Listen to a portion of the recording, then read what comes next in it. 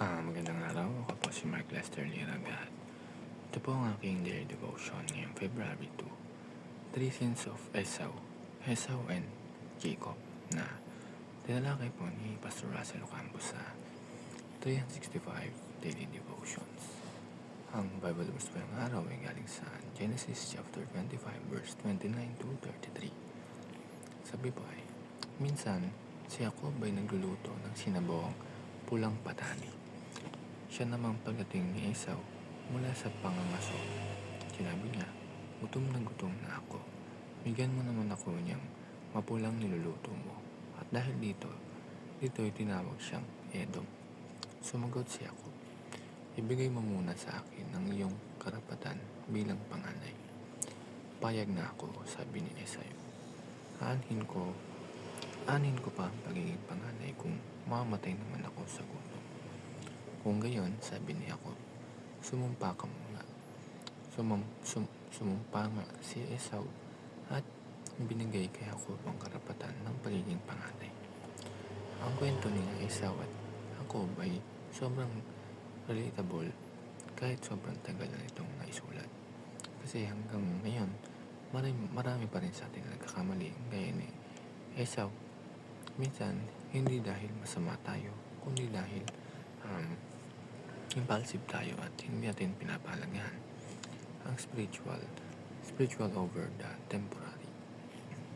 So, ang first teaching is Esau rejects Yahweh's blessing. Sa Genesis chapter 25 verse 34, makikita natin na pinagpalit ni Esau ang kanyang birthright sa isang mangkok ng pagkain. Isipin mo yun, ang blessing ng panghabang buhay yung pinagpalit sa panandaliang sarap. Minsan ganyan din tayo, pinagpapalit natin ang plano ng Diyos para sa atin dahil lang sa short-term pleasure, convenience o pressure. Minsan mas inuuna natin ang barkada, relasyon o sariling gusto kaysa sa calling ni Lord. This teaches us na huwag maliitin ang binibigay ng Diyos kahit hindi pa natin nakikita agad ang value nito.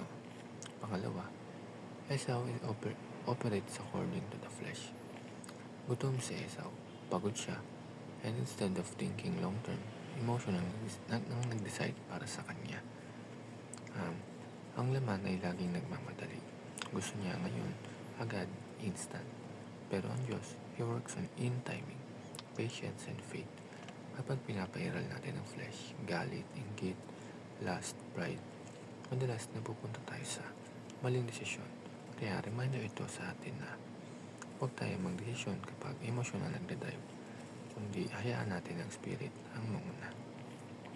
At ang last, Esau is immoral and godless. Sa Hebrews chapter 12 verse 16, sinasabi na Esau ay immoral at walang pagpapahalaga sa mga bagay ng Diyos. Hindi niya nakita ang kabanalan ng blessing. Hindi ibig sabihin nito na atheist na si Esau, pero wala siyang takot at reference kay God. At minsan, ganyan din tayo. Naniniwala tayo kay Lord, pero sa actions natin, parang wala siyang say. God is calling us not just to believe, but to live a life that honors Him.